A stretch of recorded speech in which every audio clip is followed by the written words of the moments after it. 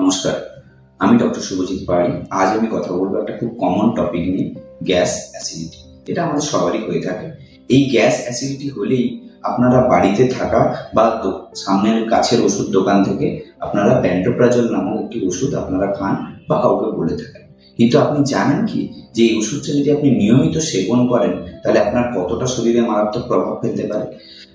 Pantoprazole হচ্ছে এমন একটি গ্রুপের ওষুধ বা পিপিআই গ্রুপের ওষুধ, প্রোটন পাম্প ইনহিবিটর, যেটা আপনার শরীরের পাকস্থলীর অ্যাসিড উৎপাদন ক্ষমতা কমিয়ে দিয়ে আপনাকে সাময়িক কিছুটা স্বস্তি দেয়।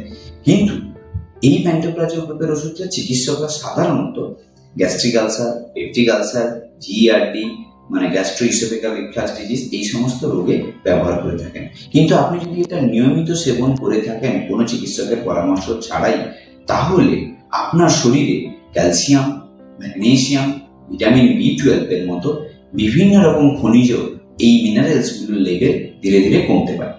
ভিটামিন বি12 কমলে কি হবে? ভিটামিন বি12 কমলে বিভিন্ন রকম নার্ভাস মানে অ্যাংজাইটি, টেনশন এই সমস্ত দেখা দিতে পারে, স্নায়বিক সমস্যা।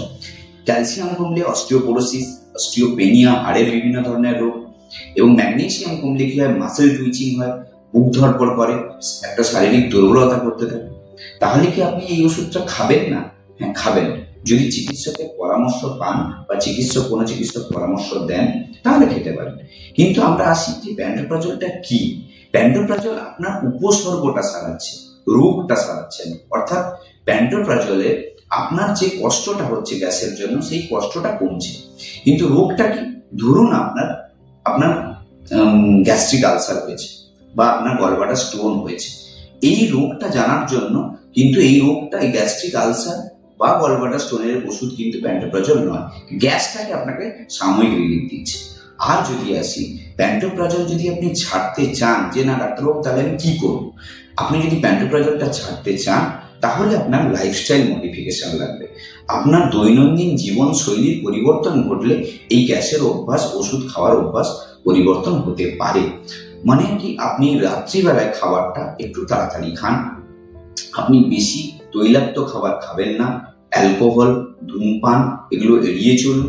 এবং তার সাথে সাথে যেটা করবেন সেটা হচ্ছে একটু সামান্য যদি ধনে, মৌরি, জিরে এগুলো ভিজিয়ে রাখতে পারেন রাত্রিবেলায়, সকালবেলায় উঠে ওই ধনে, মৌরি, জিরেটা ছেঁকে নিয়ে ওই জলটা খান। এবং আরেকটা জিনিস যেটা হয়, বাজারে খুবই কম দামে পাওয়া যায় সৈন্ধব লবণ, সৈন্ধব লবণের সঙ্গে একটু গরম জল মিশিয়ে নিন। প্রতিদিন দুপুর ও রাতে খাওয়ার পরে ঈষদুষ্ণ গরম জল খান।